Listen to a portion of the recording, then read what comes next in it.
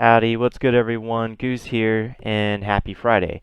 Coming in on October 6th today, just wanted to do a quick recap of a great OTE setup that I took.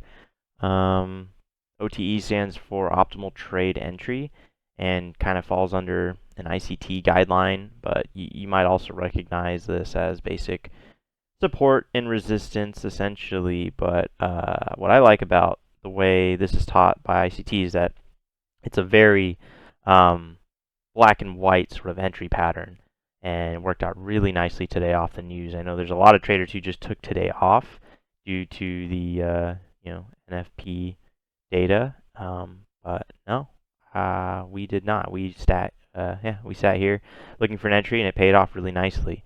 Now, I will say I am still not on a live account, so this is a simulator trade. But nonetheless, it's just great to see the strategy paying off and working. So let's just get into it real quick. Data took us down on ES. I mean, both ES and NQ had very similar moves here. There's not a big reason why I took ES over NQ other than I just kind of lean that way when they're identical. I think I liked the way it pulled back into the entry was a little nicer here. So, but that aside, I just generally lean ES when I have to pick, and they're really quite the same on structure.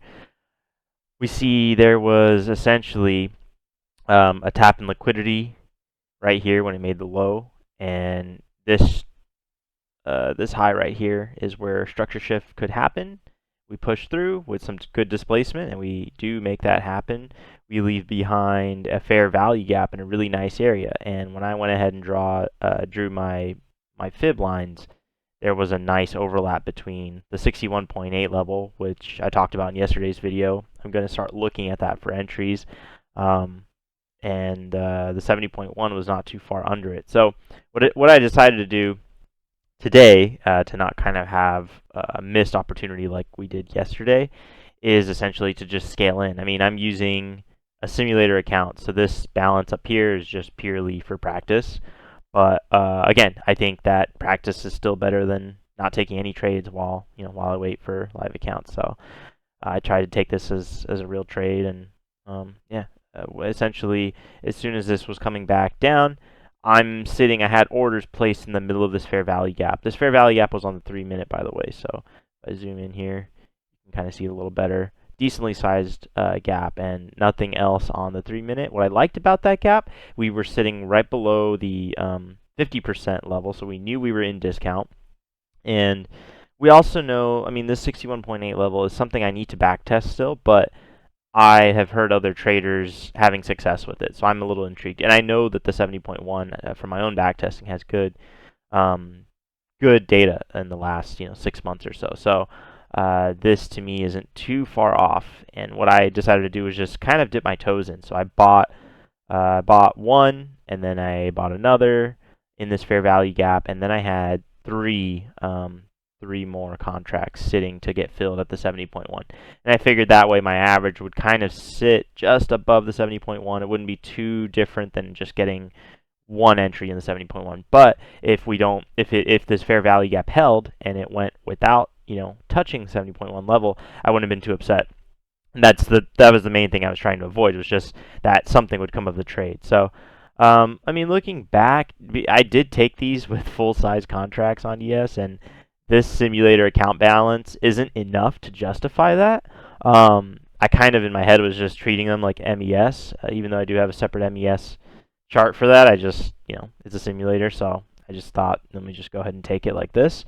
And it's kind of fun to see the big numbers come in. So I think this account, or the simulator account, was at like just over 50K, and we added, almost 5K to that balance. So really worked out really nice, and that's with scaling in and a little bit of scaling out. So after we got filled here, you can see we pretty much nailed the entry. We nailed the bottom. So those 3 contracts that I added in right here off this wick, really nice. And then we had a total of 5 as we start to make our move. Looks like, oh yeah, chart's we're making some moves, but I'm done even doing practice trades, because if this, again, I'm trying to practice as if this is a live account, and if this was a live account and I had this win, I'd be done. I would leave and I would enjoy my Friday. I think Fridays in general are going to be, short days. At least I'm going to look for short days. If I get a setup in the morning and it works, I'm just going to be one and done. That's my Friday rule. So, going to just treat it as such, and especially because of the news, we never know. There could be some weird things that maybe happen later on, but yeah, I think when you catch your win, just be done. There's no need to keep going.